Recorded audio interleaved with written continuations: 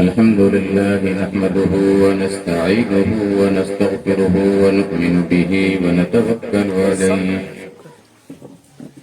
ونعوذ بالله من شرور أنفسنا ومن سيئات أعمالنا من يهده الله فلا مضل له ومن يضلله فلا هادي له ونشهد أن لا إله إلا الله وحده لا شريك له ونشهد أن سيدنا وسندنا ونبينا ومولانا محمدا عبده ورسوله أما بعد أعوذ بالله من الشيطان الرجيم بسم الله الرحمن الرحيم يا أيها الذين آمنوا اتقوا الله حق تقاته ولا تموتن إلا وأنتم مسلمون صدق الله العظيم اللهم صل على محمد وعلى آل محمد كما صليت على إبراهيم وعلى آل إبراهيم إنك حميد مجيد اللهم بارك على محمد وعلى آل محمد كما باركت على إبراهيم وعلى آل إبراهيم إنك حميد مجيد میرے محترم بزرگ اور دوستوں اور معزز اسلامی بھائیوں، پردہ نشین مائیں اور بہن، دنیا کا سب سے بدنصیب انسان وہ ہے جس نے اپنی زندگی کے مقصد کو پہچانا نہیں اور وہ اللہ کو راضی کیے بغیر دنیا سے چلا گیا۔ اور سب سے کامیاب انسان وہ ہے جس نے اللہ کو پہچان لیا اور اپنی آخرت کو بنایا۔ پوری دنیا کو اللہ نے انسان کے لیے بنایا، اس لیے حدیث میں آتا ہے کہ کائنات کے ذرے ذرے کو اللہ رب العزت نے انسان کی ضرورتوں کے لیے بنایا۔ حدیث کا مفہوم آتا ہے کہ دنیا کو بنایا تمہارے لیے اور تم کو بنایا اپنے لیے۔ حدیث میں آتا ہے کہ دنیا کو بنایا تمہارے لیے، یعنی دنیا کی ساری چیزوں سے تم فائدہ اٹھاؤ، لیکن میں نے تم کو اپنے لیے بنایا ہے، تم کو دنیا کے لیے نہیں بنایا۔ اس لیے قرآن مقدس کی آیت وَمَا خَلَقْتُ الْجِنَّ وَالْإِنسَ إِلَّا لِيَعْبُدُونِ، اللہ تبارک و تعالیٰ ہمیں اور آپ کو بنا کر یہ کہہ رہا ہے کہ ہمارے اور آپ کے بنانے کا مقصد کیا ہے، کہ آخر ہمیں کیوں بنایا ہے۔ ایک بات۔ دوسری بات، جب اللہ نے ہم کو بنایا تو ہماری زندگی بن جائے، ہم صحیح سمت میں چلیں، صحیح رخ پر چلیں،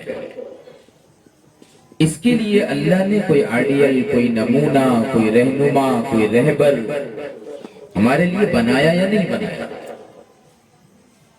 تو آپ دیکھیں گے کہ دنیا والوں کا بھی مزاج یہ ہے اور نظام یہ ہے کہ وہ سب سے پہلے کسی چیز کا ایک سیمپل بناتا ہے،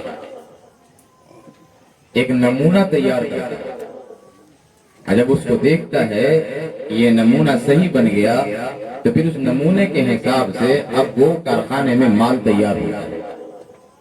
اللہ رب العزت نے اس دنیا میں سب سے پہلا نمونہ جو بھیجا ہے، سیمپل جو بھیجا ہے، وہ اللہ نے نبی کو بھیجا، حضرت آدم علیہ السلام، سب سے پہلے انسان۔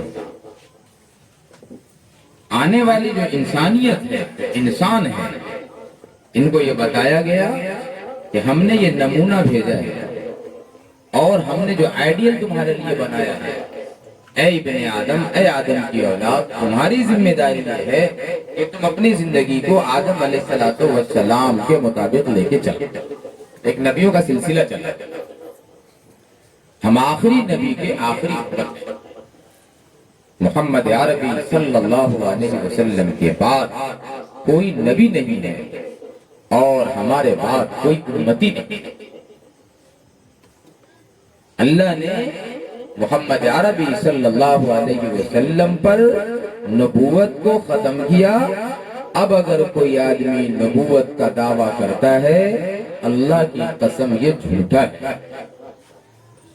ابھی آپ نے سنا ہوگا فتنہ شکیلیت کے بارے میں، دربھنگائی کا رہنے والا ہے، اس نے اپنے آپ کو دعویٰ کیا کہ میں نبی ہوں۔ آپ صلی اللہ علیہ وآلہ وسلم کہ دنیا سے جانے کے بعد بہت سارے لوگ آ کر کے کھڑے ہو گئے۔ مسیلمہ کذاب، اس نے کہا میں نبی ہوں۔ ایک عورت آگے کھڑی ہو گئی، سجا، اس نے کہا میں نبی ہوں۔ ایک آدمی آگے پھر کھڑا ہوا، اسود عنسی، اس نے کہا میں نبی تو ہوتا ہی ہے۔ یہ کہا کہ نہیں، خبردار، محمد عربی صلی اللہ علیہ وسلم آخری نبی ہیں، آپ کے بعد کوئی نبی نہیں ہے۔ آپ پر اللہ نے نبوت کا دروازہ بند کر دیا، اور ہمارے بعد آپ کے بعد کوئی امتی نہیں ہے۔ اس لیے آقا فرماتے تھے نبیوں کے خزانے سے میں تمہارے لیے آخری نبی بن کر کے آیا ہوں، اور قوموں کے خزانوں سے، امتوں کے خزانے سے تم آخری امتی بن کر میرے لیے آئے۔ تو ہمیں جو نمونہ ملا ہے، اور ہم کو جو رہبر ملا ہے، اور ہم کو جو رہنما ملا ہے، وہ نبیوں کے نبی امام الانبیاء محمد عربی صلی اللہ علیہ وآلہ وسلم ملے ہیں۔ ہم کو ہماری زندگی کو آقا صلی اللہ علیہ وسلم کے طریقے پر لانا۔ اس لیے آپ دیکھیں گے علماء فرماتے ہیں کہ آپ صلی اللہ علیہ وسلم کی پیدائش سے لے کر آپ کے وفات تک، آپ کے غم کا زمانہ، آپ کی خوشی کا زمانہ، آپ کی راحت کا زمانہ، آپ کی مصیبت کا زمانہ، آپ کی شادی کا زمانہ، آپ کا غیر شادی شدہ والا دور، آپ کی جوانی کا دور، آپ کے بڑھاپے کا دور، آپ کی بیماری کا دور، آپ کے صحت کا دور، آپ کے چلنے کا انداز، آپ کے بولنے کا انداز، آپ کے بیٹھنے کا انداز، آپ کے ہنسنے کا انداز، یہ ساری کی ساری چیزیں کتابوں کے اندر مفسرین نے اور محدثین نے آدمی ایک ایک عمل پر، آپ کے ایک ایک طریقے پر، ادیبوں نے، علماء نے، بڑے بڑے مفسرین نے کوئی ایک عمل آپ کا اٹھایا، آپ کی زندگی کا ایک طرز اٹھایا، آپ کی زندگی کا ایک عمل اٹھایا، اس ایک عمل پر انہوں نے اپنی پوری زندگی لگا دی۔ پوری زندگی لگانے والا اس کے علم کی انتہا ہو گئی، اس کی زندگی ختم ہو گئی، لیکن خدا کی قسم نبی رحمت صلی اللہ علیہ وآلہ وسلم کی زندگی سے نکلنے والا ایک عمل، اس ایک عمل کا دنیا کا کوئی بڑا سے بڑا ادیب اپنے قلم سے اس کا حق ادا نہیں کرتا۔ اس لیے ساری کائنات بنی ہے آپ کے صدقے میں، ساری کائنات بنی ہے آپ کے صدقے میں۔ آپ عورتوں کے بھی نبی ہیں اور آپ مردوں کے بھی نبی ہیں، آپ جوانوں کے بھی نبی ہیں، آپ بوڑھوں کے بھی نبی ہیں، آپ امیروں کے بھی نبی ہیں، آپ غریبوں کے بھی نبی ہیں۔ ایک عورت جھوپڑی میں جی رہی ہو، ایک مرد عمارت میں جی رہا ہو، ایک آدمی گاؤں میں زندگی گزار رہا ہو، ایک آدمی شہر میں زندگی گزار رہا ہو، ایک عورت ہے جو پڑھنا نہیں جانتی ہے، ایک مرد ہے جو لکھنا نہیں جانتا ہے، لیکن اللہ کی قسم کل قیامت کے دن اس سے بھی سوال ہوگا کہ بتاؤ تمہارا نبی کون تھا؟ اس سے بھی سوال ہے۔ اس جھونپڑی میں رہنے والی عورتوں سے بھی سوال ہے، محل میں رہنے والے مردوں سے بھی سوال ہے، سڑکوں پر دوڑنے والے مردوں سے بھی سوال ہے، شہروں میں رہنے والے لوگوں سے بھی سوال ہے، گاؤں میں اور جنگلوں میں زندگی گزارنے والوں سے بھی سوال ہے۔ کیوں؟ اس لیے کہ تم انسان ہو، تم اشرف المخلوقات ہو، تمہارا بنانا مقصد تھا، تمہاری وجہ کر کائنات کو سجایا گیا ہے، تمہاری وجہ کر یہ دنیا کو بنایا گیا ہے، اور تم کو نبیوں کا نبی عطا کیا گیا ہے، تم آخری نبی کے آخری امتی ہو۔ آخر تم جو جنت میں جاؤ گے، جنت میں جانے کا عمل کون سا ہوگا، جنت میں جانے کے لیے راستہ کون سا ہوگا، جنت میں جانے کے لیے طریقہ کون سا ہوگا؟ خدا کی قسم، اللہ رب العزت نے انبیاء کرام علیہ السلام کے ذریعے، اللہ رب العزت نے رسولوں کے ذریعے اپنے ایک ایک بندوں کے سامنے اپنی چاہت کو کھول کر کے رکھا ہے کہ اے لوگو تم یاد رکھنا، اگر شادی کے زمانے میں بھی اگر تم نے میرے نبی کے طریقے کو توڑا ہے تو پھر یاد رکھنا کہ تم اس طریقے سے راحت نہیں دیکھ سکتے، کیونکہ آپ صلی اللہ علیہ وسلم نے شادی کر کے دکھلایا ہے۔ آپ صرف کتاب اٹھا کر کے دیکھیں گے تو آپ کو ملے گا آپ صلی اللہ علیہ وسلم نے 11 شادیاں کی ہیں، پھر آپ نے اپنی بچیوں کی شادیاں کی ہیں، پھر صحابہ کرام کی مکمل زندگی ہے۔ ایک ایک زندگی کو اٹھاؤ، تمہاری زندگی کے ایک ایک عمل کو اللہ تولے گا، اللہ عمل کو تولے گا، اللہ ہماری زندگی سے نکلنے والے ہر بول کو تولے گا، اللہ تبارک و تعالی ہماری زندگی سے ہر کام نکلنے والے کام کو تولے گا۔ اس لیے قرآن نے کہا ہے کہ وزن کیا جائے گا، وزن کہ تمہارا عمل کیا ہے۔ ایک آدمی آتا ہے، امی جان عائشہ رضی اللہ تعالیٰ عنہ فرماتی ہیں کہ آپ صلی اللہ علیہ وسلم بیٹھے ہوئے تھے، ایک آدمی آیا اور کہا یا رسول اللہ میرا غلام میرے ساتھ خیانت کرتا ہے، سنو، میرا غلام میرے ساتھ خیانت کرتا ہے، میرا غلام میری نافرمانی کرتا ہے، میرا غلام میرے ساتھ جھوٹ بولتا ہے۔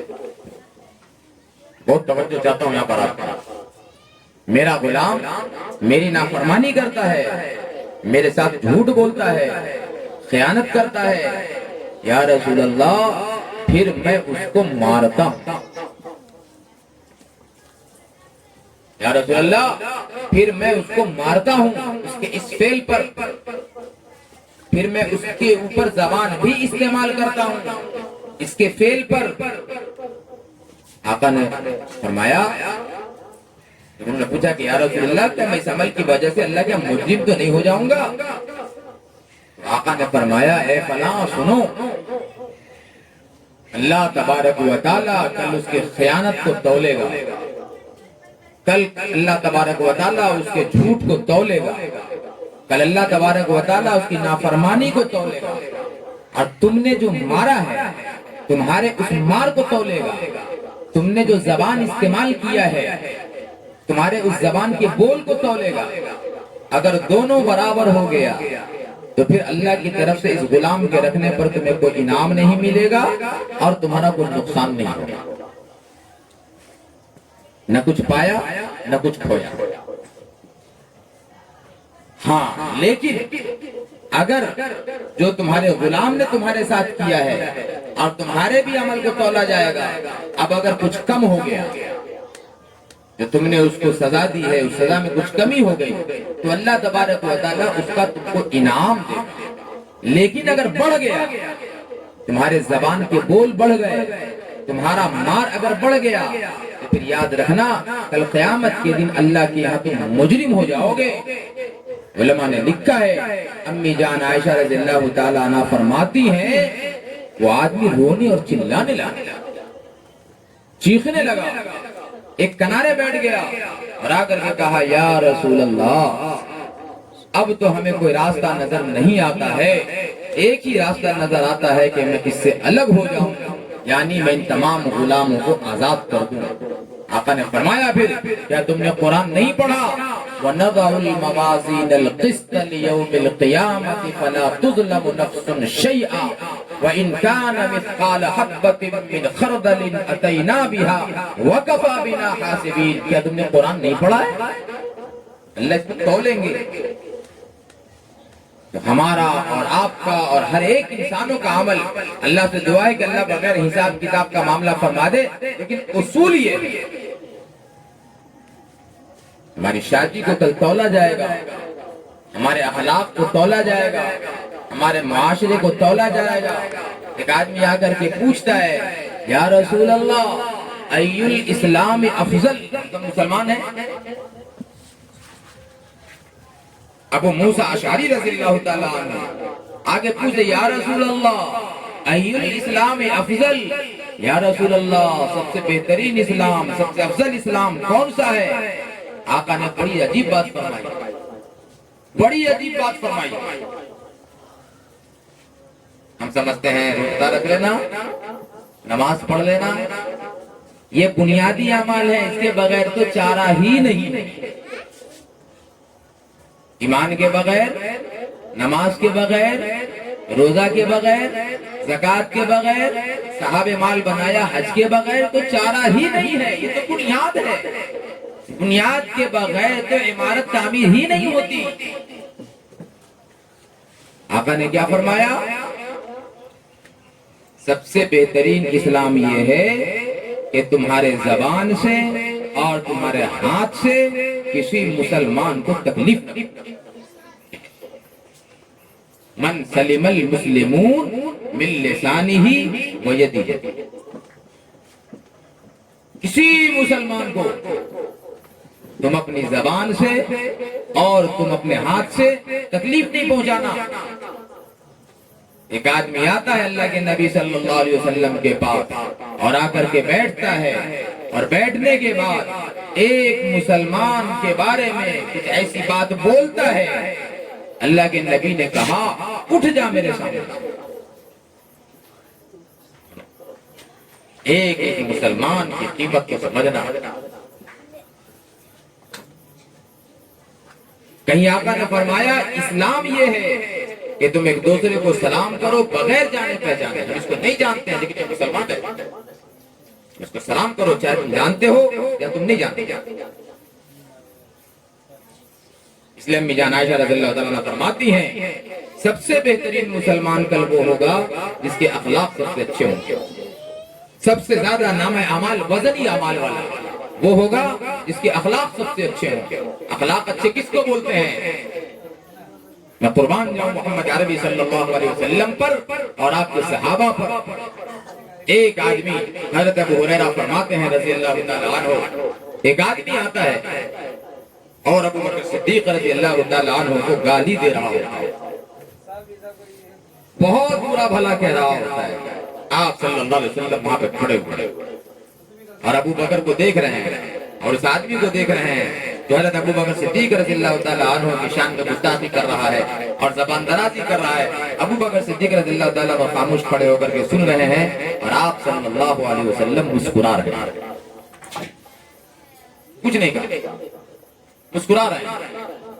حضرت ابو بکر صدیق رضی اللہ تعالیٰ عنہ سنتے سنتے سنتے انسان ہے، تھوڑا غصہ چڑھ گیا اور آپ نے جواب دے دیا۔ جیسے ہی آپ نے جواب دیا آپ صلی اللہ علیہ وسلم وہاں سے چل پڑے۔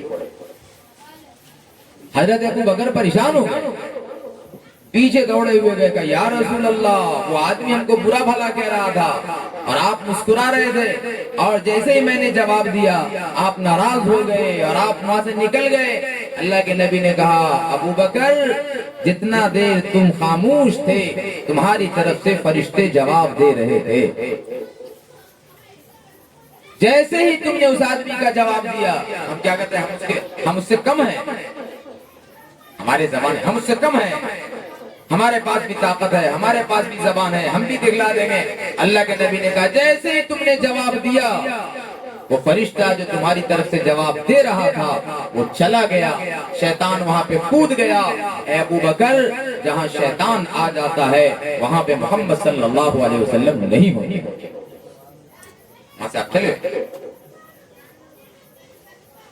اس لیے میرے محترم بزرگوں، دوستوں، میرے بھائیوں، حضرت امیر معاویہ رضی اللہ تعالیٰ عنہ فرمایا کرتے تھے مجھے دو چیزوں میں مزہ آتا ہے، جب گرمی پوری ہو تو پوری گرمی میں روزہ رکھنے میں، اور جب لوگ مجھے تکلیف دیتے ہوں تو مجھے صبر کرنے میں۔ ان دو چیزوں میں مجھے بہت مزہ آتا ہے، اور ہم کہتے ہیں ہم کو بدلہ لینے میں مزہ آتا ہے، ہم تو برابری پر چلتے ہیں۔ میں قسم کھا کر آپ سے کہہ رہا ہوں، خدا کی قسم، ایمان بغیر محنت کے آتا نہیں ہے، انسان بغیر صحبت کے بنتا نہیں ہے۔ ایمان بغیر محنت کے آتا ہی نہیں ہے، انسان بغیر صحبت کے بنتا ہی نہیں ہے۔ آپ تاریخ کی کتابیں اٹھا کر کے دیکھیں گے تو آپ کو پتہ چلے گا 500-600 ہجری میں جب تاتاریوں نے اسلام قبول کیا تو انہوں نے جو کلمہ پڑھ لیا تھا لیکن صحیح سے ان کو صحبت حاصل نہیں ہو پائی مسلمانوں کی، تو تتر بٹیر والا مسئلہ تھا ان کا۔ کلمہ بھی پڑھتے تھے اور اپنے زمانے کا جو تاتاری تھے اور ان تاتاریوں کے تاتاری قوم میں جو ان کا اپنا رواج تھا، اپنا رسم تھا، وہ لے کر کے چل رہے تھے۔ وہ تو بڑی بہت آہستہ آہستہ آہستہ آہستہ ان رسموں کو ان سے نکالا گیا۔ کلمہ پڑھ لیا تھا لیکن زندگی بھی تو سیکھنی پڑتی ہے نا، زندگی کہاں سیکھا ہے؟ آپ اپنے سینے پہ ہاتھ رکھ کر کے پوچھیں اپنے آپ سے، ہم نے اسلام کہاں سیکھا ہے؟ تو کلمہ پڑھا لا الہ الا اللہ محمد رسول اللہ، ہم نے اسلام کہاں سیکھا ہے؟ آپ برا نہ مانیں، آپ پورے میں پھر جائیں، آج جس کی شادی ہو رہی ہے وہ بھی، کل جس نے شادی کر لی اس سے، جس کی شادی کو 40 سال ہو گئے اس سے، آپ اس سے جا کر کے پوچھیں کہ آپ نے نکاح سیکھا ہے؟ ہم یہ سمجھتے ہیں کہ امام صاحب نے نکاح پڑھا دیا، نکاح ہو میری سنتی، یہ شادی ہو گئی، نکاح سیکھا؟ کہ نکاح کیا ہوتا ہے، نکاح کا طریقہ کیا ہے، نکاح کا عمل کیا ہے؟ اسلام تو سیکھنے کی چیز ہے۔ کلمہ والے گھر میں پیدا ہو گئے الحمدللہ، یہ بھی اللہ کی بڑی نعمت ہے، لیکن میرے محترم بزرگوں، دوستوں، میرے بھائیوں، ہم نے ایمان سیکھا ہی نہیں۔ آپ صلی اللہ علیہ وسلم ادھر کلمہ پڑھاتے، ادھر مسجد کے حلقے میں بیٹھاتے، بیٹھو اسلام سیکھو۔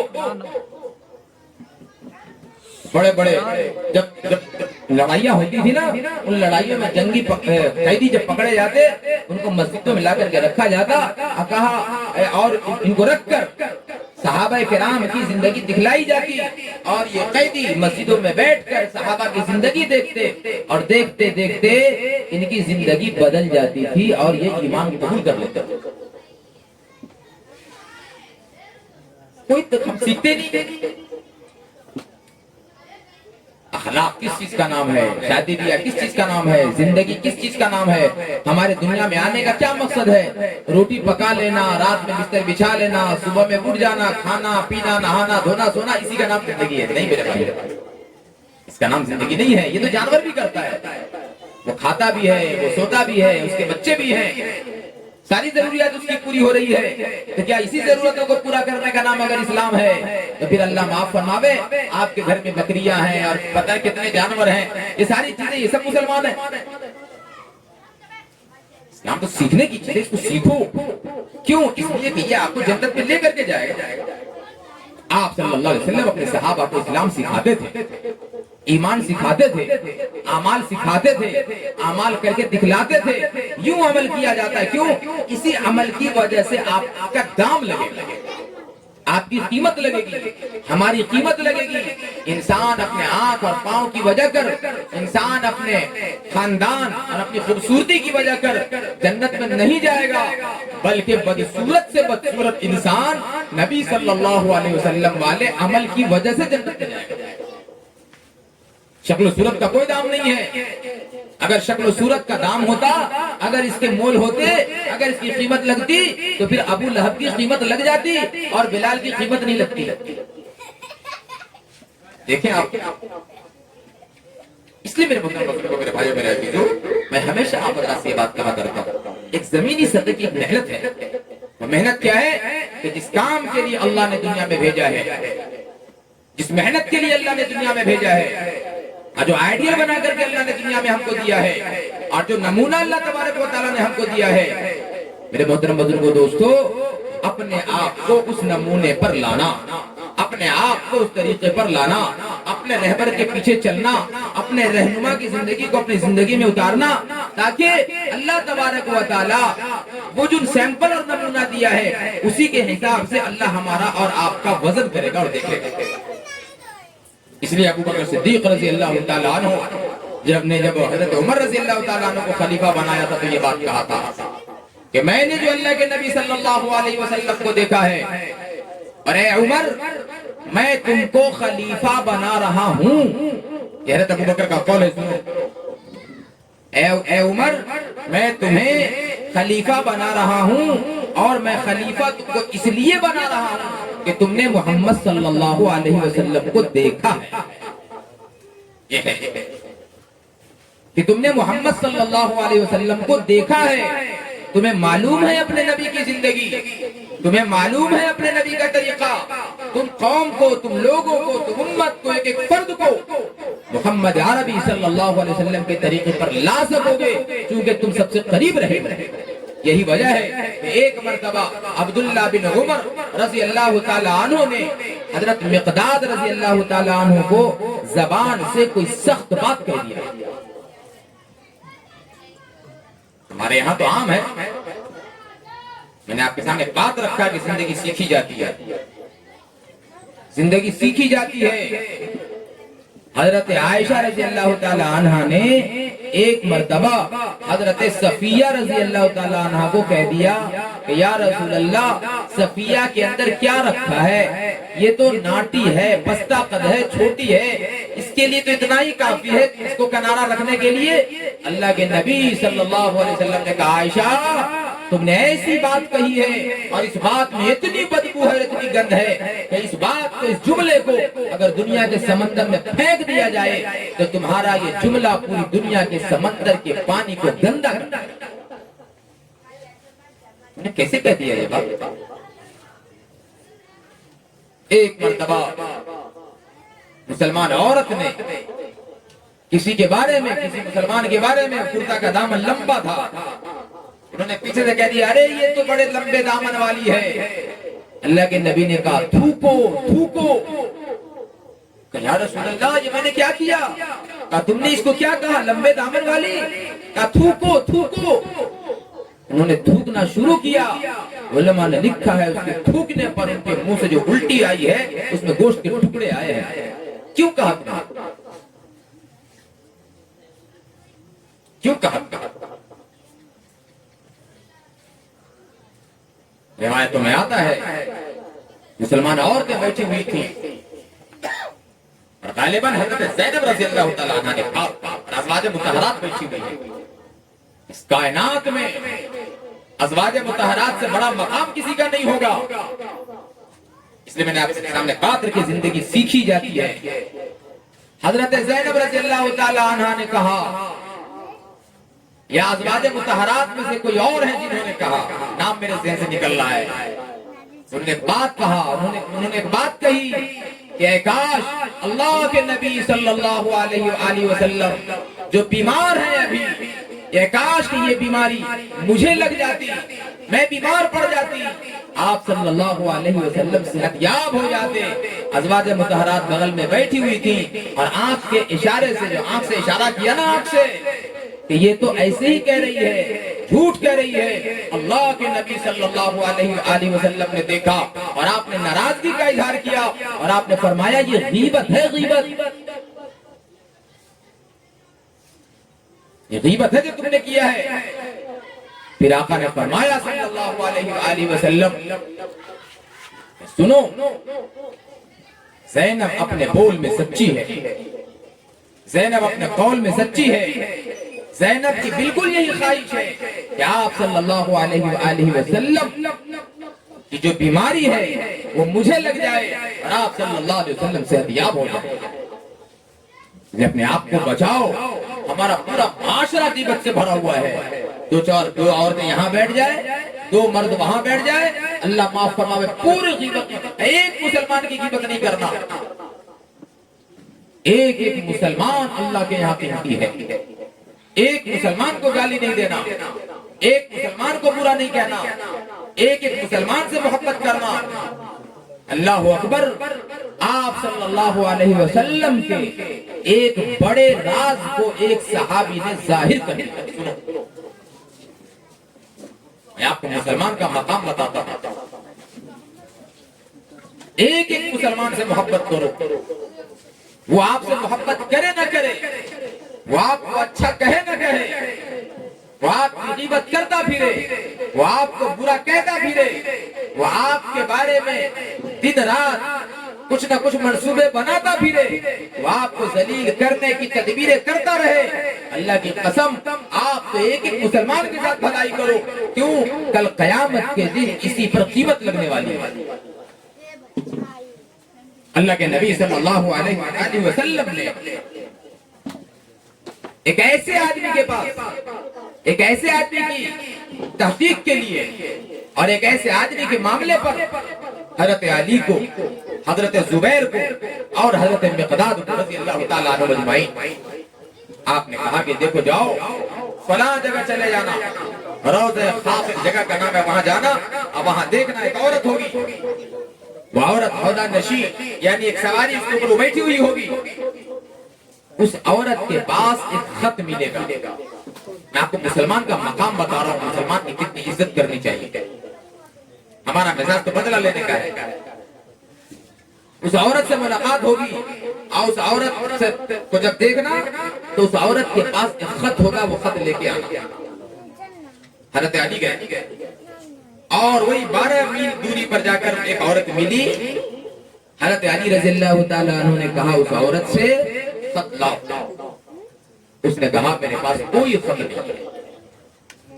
حضرت علی نے کہا خط تمہارے پاس ہے، اگر تم خط نہیں دو گی ہم تم کو بے لباس کر دیں گے، ہم تم کو برہنہ کر دیں گے. اور جاسوسی کرنے والے جو مسلمانوں کی جاسوسی کرے اس کے لیے یہ کرنا شرعاً جائز ہے. اس لیے تمہاری بھلائی اس میں ہے کہ تم خط دے دو. جب اس عورت نے دیکھا کہ علی ماننے کو تیار نہیں ہے، اگر میں اس پہ ڈٹی رہی اور اڑی رہی تو علی میرا لباس اتار دے گا، مجھے برہنہ کر دے گا. تو اس نے اپنا جوڑا کھولا سر اور اپنے جوڑے میں سے وہ خط نکال کر کے حضرت علی کو تھما دیا. یہ رہا حضرت علی رضی اللہ تعالیٰ عنہ وہ خط لے کر اللہ کے نبی صلی اللہ علیہ وسلم کے پاس آئے.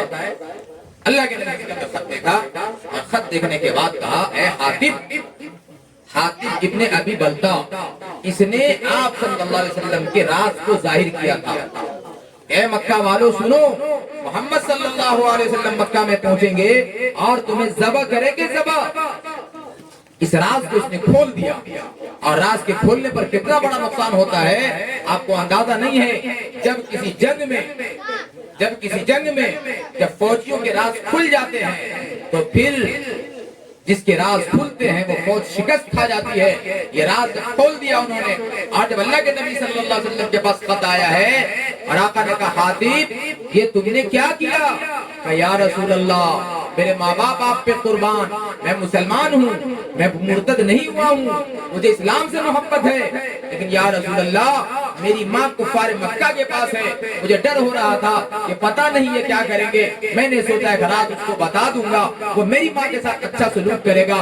حضرت عمر فاروق رضی اللہ تعالیٰ عنہ نے کہا یا رسول اللہ آپ مجھے اجازت دے دیجئے میں اس منافق کی گردن اڑا دوں. اس نے آپ کے راز کو ظاہر کیا ہے. اللہ کے نبی نے کہا عمر اس کو چھوڑ دو، گرچہ یہ راز ظاہر کیا ہے، یہ بدری صحابی ہے، اللہ نے اس کے سارے خطاؤں کو معاف کیا ہے، اس کو چھوڑ دو. اس لیے میرے محترم بزرگوں دوستوں میرے بھائیوں میرے عزیزوں، میں ہمیشہ یہ بات کہا کرتا ہوں اللہ کے واسطے ایک ایک مسلمان کا احترام کرنا، ایک ایک مسلمان کی عزت کرنا. وہ آپ کے ساتھ کیا کرتا ہے یہ نہ دیکھو، وہ آپ کے ساتھ کیا سلوک کرتا ہے اس کے پیچھے نہ جاؤ. حضرت مولانا رومی رحمت اللہ علیہ سفر کر رہے تھے، 2 آدمی ایک جگہ لڑ رہا تھا. اس نے کہا اگر تم مجھے 1 تھپڑ مارے گا تو میں تمہیں 1000 تھپڑ ماروں گا. مولانا رومی رحمت اللہ علیہ نے دونوں سے کہا بھائی تم دونوں ہم کو مار لو، رومی تم کو 1 تھپڑ بھی نہیں مارے گا، تم ہم کو مار لو. حضرت عثمان غنی رضی اللہ تعالیٰ عنہ نے کہا تھا میں اپنی تلوار کبھی مسلمان پر نہیں اٹھاؤں گا. ایک ایک مسلمان قیمتی ہے. جب حضرت عمر فاروق رضی اللہ تعالیٰ عنہ نے کہا تھا سعید بن عمیر سے اے سعید جب تم حمص سے نکلنے لگے تو وہاں کے لوگوں نے تم کو سواری نہیں دیا، وہاں کے لوگ اچھے نہیں ہیں. حضرت سعید بن عمیر نے کہا تھا اے امیر المومنین ان مسلمانوں کو برا مت کہیے، وہ فجر کی نماز پڑھنے والے ہیں اور جو فجر کا نمازی ہوتا ہے احادیث میں آتا ہے کہ وہ اللہ کی حفاظت پہ چلا جاتا ہے، کلمے والا ہے. ایک ایک مسلمان کی قدر کرنا. ایک ایک مردوں کی عورتوں کی قدر کرنا. اس سے میرے محترم بزرگوں دوستوں میرے بھائیوں اب میں آپ بات کو ختم کرنے لگا ہوں. میں نے آپ کے سامنے بات یہ رکھی ہے کہ زندگی سیکھی جاتی ہے. یہ زندگی آخرت بنانے کے لیے ہے. یہ زندگی دنیا کے لیے نہیں ہے. زندگی موت کے لیے ہے. موت زندگی کے لیے ہے. یہ جو زندگی ہے اس میں موت کی تیاری کر لو. موت کے بعد اللہ تبارک و تعالیٰ وہ زندگی دے گا جہاں کبھی غم نہیں ہے, کبھی پریشانی نہیں ہے, کبھی رونا نہیں ہے, کبھی بڑھاپا نہیں ہے, کبھی تنگی نہیں ہے, کبھی پشیمانی نہیں ہے. اللہ تبارک و تعالیٰ چاہا تو بھری والی زندگی رکھی ہے. جس نے اس زندگی کے اندر اپنے موت کی تیاری کر لی وہ موت اس کی زندگی کی آنے والی زندگی کو خوبصورت بنا کر اس کے سامنے رکھ دے گا. اس میں ایک نکاح بھی ہے جو میں نے آپ کے سامنے بات کی. ہم میں اور آپ میں سے کیا کہتے ہیں ایک بار شادی ہوتی ہے, موت بھی تو ایک ہی بار آتی ہے. موت تھوڑی 400 بار آتی ہے. بھائی صاحب شادی تو ایک ہی بار ہوتی ہے. ہم اس میں نہ خوشی منا لیں تو کب منا لیں. تو پھر یاد رکھنا موت بھی ایک ہی بار آتی ہے. آخرت بنانے کے لیے موت بار بار نہیں آتی. یہ بھی ایک بار آ گئی. آنے کے بعد حضرت ابو بکر نے کہا تھا صدیق رضی اللہ تعالیٰ عنہ, اے عمر میں تمہیں وصیت کر رہا ہوں. وصیت کیا تھی؟ وہ یہ تھی کہ اے عمر یاد رکھنا جب موت سامنے کھڑی ہو جاتی ہے تو موت کو دیکھ کر کافر بھی مسلمان بن جاتا ہے. جب موت سامنے کھڑی ہوتی ہے تو موت کو دیکھ کر کافر بھی کلمہ پڑھنے لگ جاتا ہے کہ جیسے موسیٰ علیہ السلام کو ستانے والا فرعون جب اس کے سامنے موت کھڑی ہوئی اور جب اس نے موت کو دیکھا ہے تو اس نے کہا موسیٰ میں تم پر ایمان لایا. اب کلمہ پڑھنا شروع کر دیا. آنکھوں کے پردے ہٹ گئے, آسمان کھل گیا, فرشتے نظر آنے لگے, انجام سامنے نظر آنے لگا, حالات آ گئے سامنے, نتیجہ نکل گیا پوری زندگی کا سامنے. اب نہیں کہہ رہا کہ ہم آپ کو ستائیں گے. اب تو یہ کافر بھی کلمہ پڑھ رہا ہے. تو حضرت ابو بکر صدیق رضی اللہ تعالیٰ عنہ نے کہا تھا عمر موت کو دیکھ کر تو کافر بھی کلمہ پڑھنے لگتا ہے. اے عمر موت کو دیکھ کر فاسق اور فاجر کھلم کھلا گناہ کرنے والا بھی تقویٰ کا سبق پڑھنا شروع کر دیتا ہے, یعنی اللہ سے ڈرنے لگتا ہے. اے عمر موت کو دیکھ کر جھوٹا سے جھوٹا آدمی بھی سچ بولنا شروع کر دیتا ہے. جب یہ موت کی تیاری میں لگ جاؤ زندگی سیکھی جاتی ہے. شادی بیاہ یہ سنت ہے, سنت نبی والا عمل ہے. اپنے ان نکاحوں سے نبی صلی اللہ علیہ وسلم کو راضی کرنا. حضرت سلمان فارسی رضی اللہ تعالیٰ عنہ کی شادی ہوئی, بہت ساری لڑکیاں کھڑی ہوئی تھی جیسے ہمارے یہاں کھڑی ہوتی ہیں. حضرت سلمان فارسی رضی اللہ تعالیٰ عنہ نے کہا میری شادی تو ایک عورت سے ہے, یہ اتنی عورتیں کیا کرنے کھڑی ہوتی ہیں. اس لیے میں نے کہا کہ سیکھا جاتا ہے. آپ آئے تو دیکھا گھروں پہ اس طرح کا کپڑا لگا ہوا تھا چڑھا ہوا. حضرت سلمان فارسی رضی اللہ تعالیٰ عنہ نے کہا کیا تمہارے گھروں کو بخار لگ گیا ہے کہ جس کو بخار لگتا ہے اس کو چادر اڑایا جاتا ہے؟ تمہارے گھروں کو بخار لگا ہے جو تم نے چادر اڑایا ہے. شادی سیکھی جاتی ہے. آپ صلی اللہ علیہ وسلم نے نکاح کو آسان بنایا تھا. ایک نئی زندگی شروع ہوتی ہے. یہ بیچارے نہ تو بیٹی والے اپنی بیٹی کو سمجھا کے بھیجتے ہیں کہ بیٹی تو فلاں گھر میں جا رہی ہے, وہاں جانے کے بعد کی زندگی کیسے گزارنا. بیچارہ لڑکا بھی شادی کر لیا, اللہ معاف فرماوے. آج شادی میں کیا بتاؤں آپ سے, لوگ شادی لڑکا لڑکی سے نہیں کرتے ہیں, لوگ شادی پیسوں کی کرتے ہیں. شادی تو اخلاق سے ہوتی ہے, شادی تو دین پر ہوتی ہے, شادی تو حسن عمل پر ہوتی ہے. ہم کیا دیکھتے ہیں میرا بچہ کیا کرتا ہے, پھر نتیجہ کیا نکلتا ہے آگے جانے کے بعد. شادی تو آپ نے مال سے کیا تھا, مال کا نتیجہ سامنے ہے. شادی تو آپ نے دولت سے کی تھی, دولت کا نتیجہ سامنے ہے. شادی اخلاق سے کرو, شادی حسن اعمال پر کرو, پھر اس کا نتیجہ نکل کے باہر آتا ہے. تو یہ سیکھنے کی چیز ہے. بہرحال اب میاں بیوی زندگی گزارتے ہیں, یہ کبھی نہیں ہو سکتا کہ میاں بیوی میں لڑائی لڑے, یہ ہو ہی نہیں سکتا, یہ ہو ہی نہیں سکتا. جب اللہ کے نبی صلی اللہ علیہ وآلہ وسلم اور امی جان عائشہ رضی اللہ تعالیٰ عنہ میں تو میں ہو سکتی ہے تو ہم اور آپ کون ہیں؟ اگر یہ آدمی کہتا ہے کہ میری بیوی سے کبھی لڑائی نہیں ہوئی, آدمی جھوٹ بولتا ہے.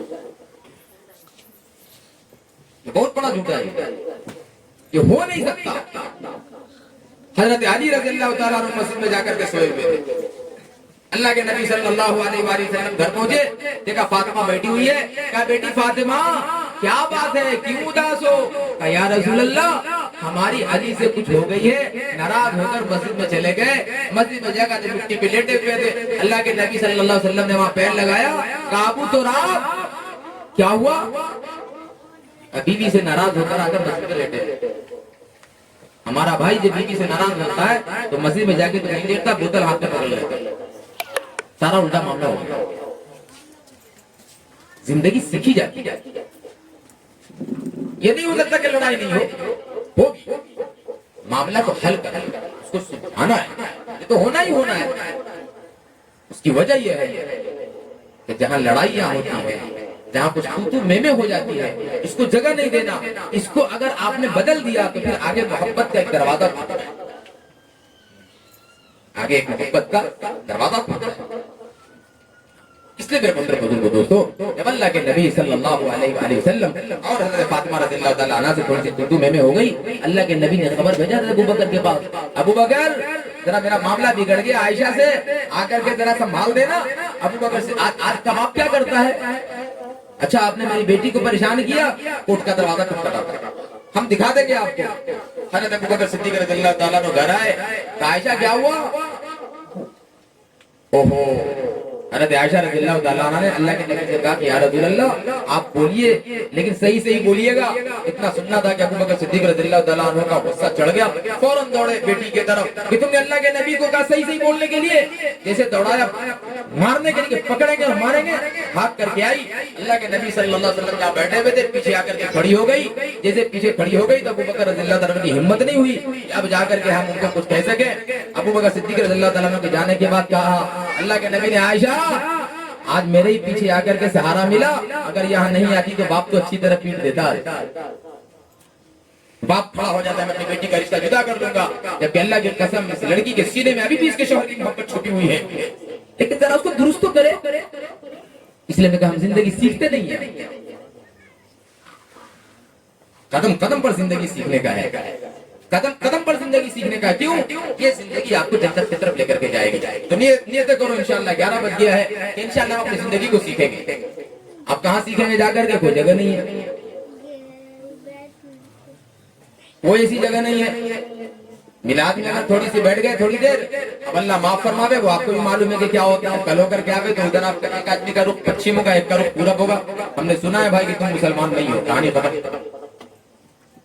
اللہ معاف فرماوے. اس نے تو آگ لگا کر رکھ دیا معاشرے. میرے نبی کے اخلاق بیان ہی نہیں ہوتے, میرے نبی کے اخلاق بتائے ہی نہیں جاتے, میرے نبی کی زندگی سنائی نہیں جاتی. میرے بھائیوں, نبی رحمت صلی اللہ علیہ وآلہ وسلم ایسے آدمی کو سینے سے لگایا ہے اور ایسے آدمی کو گلے سے لگایا ہے جس کو دیکھ کر بار بار آپ کا غم تازہ ہو جاتا ہے. اس آدمی کو آپ نے اپنے سینے سے لگا دیا. تمہارے تو میلاد میں سینے کے ٹکڑے ہو جاتے ہیں. دین نہیں ہے. اسے میں کہا میرا نبی آئیڈیا ہے, میرا نبی آئیڈیا ہے. اپنے نبی کے اخلاق پڑھو, اپنے نبی کی زندگی پڑھو, اپنے نبی کے محبتیں پڑھو, اپنے نبی کا درگزر پڑھو, اپنے نبی کا اپنی امت کو سینے سے لگانا پڑھو, تمہیں سمجھ میں آ جائے گا. ایک ایسا آدمی, ایک واقعہ سنا کر بات ختم کر دوں. ایک ایسا آدمی جس کے بارے میں آپ صلی اللہ علیہ وآلہ وسلم نے فیصلہ دے دیا تھا, اس نے چوری کیا تھا, آقا نے کہا اس کے ہاتھ کاٹ دو. جب ہاتھ کاٹا جانے لگا آپ صلی اللہ علیہ وسلم آ کر کے کنارے میں رو رہے ہیں. صحابہ نے دیکھا یا رسول اللہ آپ رو رہے ہیں. آقا فرما رہے میری آنکھوں کے سامنے میری امت کا ہاتھ کاٹا جا رہا ہے. جب میری امتی کے ہاتھ کاٹے جا رہے ہوں تو محمد روئے نہ تو کیا کرے. صحابہ نے کہا یا رسول اللہ پھر آپ فیصلہ بدل دیتے. اللہ کے نبی صلی اللہ علیہ وسلم کا چہرے کا رنگ بدل گیا. کہا کہ کبھی نہیں ہو سکتا, وہ بہت برا حکمران ہے جو اللہ تبارک و تعالیٰ کی شریعت میں دخل دے دے. ہاں یہ ہوتا کہ تم اپنا معاملہ ادھر حل کر لیتے تو آج محمد صلی اللہ علیہ وسلم اس کے ہاتھ کے کاٹنے کا فیصلہ نہیں کرتے. اپنے امتی کے ہاتھ کاٹنے پر رو رہے ہیں اور تم تو امتی کو دھکے مار کر جہنم میں پھینکتے ہیں. کہاں سے نہ یہ دین ہے نہ یہ میرے نبی کے اخلاق ہیں. اس لیے میرے محترم بزرگوں, میں آپ سے ایک ہی بات کہہ رہا ہوں, اللہ کے واسطے دین سیکھو. اللہ کے واسطے اخلاق سیکھو، نبی والے عادات سیکھو، نبی والی زندگی سیکھو، پھر دیکھنا اللہ تبارک و تعالیٰ تمہاری زندگی کو کیسے گلزار بنا دیتا ہے۔ جو امیر معاویہ رضی اللہ تعالیٰ عنہ نے کہا تھا مجھے دو چیزوں میں مزہ آتا ہے، ایک روزہ رکھنے میں، صبر کرنے میں، صبر کرنے والے بن جاؤ، پھر دیکھو اللہ تبارک و تعالیٰ تمہیں کیسی عزت دیتا ہے اور اللہ کیسی بلندی دیتا ہے۔ اللہ تبارک و تعالیٰ سے دعا ہے کہ اللہ ہمیں بھی اور آپ کو بھی خوب کہنے سننے سے زیادہ عمل کی توفیق عطا فرمائے۔ اس لیے میں نے جو قرآن مقدس کی آیت آپ کے سامنے رکھی، اے ایمان والو اللہ سے ڈرو اور ایسا ڈرو جیسا ڈرنے کا حق ہے۔ یا ایھا الذین آمنوا اتقوا اللہ حق تقاتہ ولا تموتن الا وانتم مسلمون، اور اپنی جان مت دینا، اس حال میں نہ مرنا، اس حال میں تم مرنا کہ تم مومن بن کر کے دنیا سے اٹھو۔ ایسی موت مانگنا اللہ سے، ایسی موت مرنا تو اپنے ایمان کی حفاظت کرنا، اللہ سے ڈرتے ہوئے زندگی گزارنا، اپنے جان کی حفاظت کرنا، اور پھر نبی صلی اللہ علیہ وسلم کی زندگی کو سیکھنے کے لیے اپنے آپ کو، اپنے جان مال کو نکالنا، لگانا، تاکہ میں اپنے نبی کی زندگی کو اپنی زندگی میں اتار سکوں۔ اللہ تبارک و تعالیٰ سے دعا ہے اللہ ہمیں بھی اور آپ کو بھی کہنے سننے سے زیادہ خوب عمل کی توفیق عطا فرما دے۔ وآخر دعوانا الحمدللہ رب العالمین۔ دعا کریں۔ لك الحمد كما أنت أهل وصل وسلم على سيدنا محمد كما أنت أهل وفعل بنا ما أنت أهل فإنك أهل التقوى وأهل المغفرة ربنا ظلمنا أنفسنا وإن لم تغفر لنا وترحمنا لنكونن من الخاسرين۔ اے اللہ اے ہمارے پیارے اللہ، تو ہماری زندگی کے ہر عمل سے واقف ہے۔ اللہ ہماری زندگی کا کوئی عمل ایسا نہیں ہے جو تیرے سامنے کھلی کتاب کی طرح نہیں ہے۔ اے اللہ ہمارا سر سے لے کر کے پاؤں تک، اے اللہ جسم کا رواں رواں گناہوں کے سمندر میں ڈوبا پڑا ہے۔ اے اللہ سیاہ پڑ چکا ہے۔ اے اللہ رات کی تاریکی سے زیادہ تاریک ہمارے دل کی دنیا ہو چکی ہے۔ اے اللہ تو ہمارے تمام گناہوں کو معاف فرما دے۔ اے اللہ ایمان کے نور سے دل منور فرما دے۔ اے اللہ ہم تجھ سے بہت دور ہو چکے ہیں مولا۔ اے اللہ تو اپنے قربت عطا فرما دے۔ اللہ تو اپنی ذات کے ساتھ ذاتی تعلق عطا فرما دے۔ اے اللہ اس نکاح میں خیر ڈال دے۔ اے اللہ اس نکاح میں خیر ڈال دے۔ اے اللہ اس نکاح میں خیر ڈال دے۔ اللہ زوجین کے مابین وہ محبت عطا فرما دے۔ اللہ جو محبت تو نے اپنے خزانے سے محمد عربی صلی اللہ علیہ وآلہ وسلم اور امی جان عائشہ رضی اللہ تعالیٰ عنہ کو عطا کیا تھا، حضرت علی رضی فاطمہ کو عطا کیا تھا، اے اللہ وہ محبتیں اے اللہ ان جوڑوں کو نصیب فرما دے۔ اے اللہ ان میاں بیوی کو نصیب فرما دے۔ اے اللہ جو شادیاں ہوئی ہیں اے اللہ جن میں خیر کے فیصلے فرما دے۔ اے اللہ نیک صالح اولاد کا ذریعہ فرما دے۔ اللہ کمی کوتاہی کو معاف فرما دے۔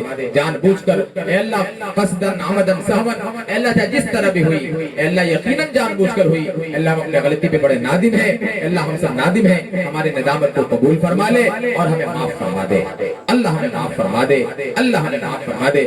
اللہ تو معاف کرنے والے کو پسند کرتا ہے اور معافی مانگنے والے کو پسند کرتا ہے۔ اے اللہ ہم اپنی ساری بدعمالیوں پر اے اللہ ہم تجھ سے معافی چاہتے ہیں، توبہ کرتے ہیں، اللہ ہمارے توبہ کو قبول فرما لے اور ہمیں معاف فرما دے۔ اللہ ہمیں معاف فرما دے۔ اے اللہ پورے عالم میں مسلمانوں کی عزت کے فیصلے فرما دے، بیماروں کو صحت دے دے، پریشان حال کی پریشانیوں کو دور فرما دے۔ اے اللہ جتنے لوگ بال بچوں کے لیے پریشان ہیں اے اللہ تم سب کو نیک صالح اولاد عطا فرما دے، اور اے اللہ جن کی اولادیں بگڑی ہوئی ہیں، ان بگڑی ہوئی اولادوں سے پریشان ہیں اے اللہ ان کی اولادوں کو نیک صالح بنا دے۔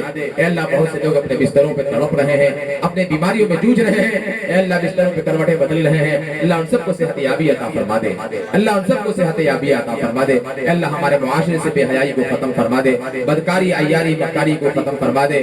اے اللہ حرام مال سے ہماری حفاظت فرما دے، اے اللہ حرام کاری سے حفاظت فرما دے، اے اللہ بدکاری سے حفاظت فرما دے، اے اللہ بدگمانی سے حفاظت فرما دے، اے اللہ حسن اخلاق پر ہماری تربیت فرما دے، اے اللہ حسن تلاوت ذکر و عبادت، اے اللہ خصوصاً قیام لیل پر اللہ ہمیں استقامت نصیب فرما دے، اللہ ہمیں استقامت نصیب فرما دے۔ اے اللہ آپ تک جتنی باتیں آئی ہیں اے اللہ جو کہنے سننے میں اے اللہ کسی طرح کی غلطی ہوئی، زبان پھسل گئی، جو نہیں کہنا تھا نکل گئے، اللہ تمام چیزوں کو معاف فرما دے۔ اے اللہ جتنی وہ باتیں کہی گئی اے اللہ جو تجھے پسند بھی ہے اور بہتر بھی ہے اے اللہ ان باتوں کو قبول فرما کر پورے عالم کے ہدایت کے فیصلے فرما دے، پورے عالم سے باطل کا خاتمہ فرما دے، اللہ حق کو غالب فرما دے۔ اے اللہ ایک مسلمانوں کی روزی میں برکت عطا فرما دے، اے اللہ ایک مسلمانوں کی زندگیوں سے بے دینی کو ختم فرما دے۔ اے اللہ دلوں میں چین دے دے، سکون دے دے، اطمینان دے دے، راحت والی زندگی دے دے، اے اللہ اسلام والی ایمان والی زندگی دے دے، اور اے اللہ ایمان والی موت عطا فرما دے۔ جب تک زندہ رکھ مولا اسلام پر زندہ رکھ، اللہ ایمان والی موت نصیب فرما دے۔ اے اللہ جو مانگا ہے عطا فرما دے، مانگنے سے بہتر عطا فرما دے، امید سے زیادہ عطا فرما دے۔ اللہ ہماری دعاؤں کو اپنے فضل سے رحمت دو عالم صلی اللہ علیہ وسلم کے صدقے میں قبول فرما لے۔ وصلی اللہ تعالی علی خیر خلقہ محمد وعلی آلہ واصحابہ وازواجہ وذریاتہ واہل بیتہ اجمعین برحمتک یا ارحم الراحمین.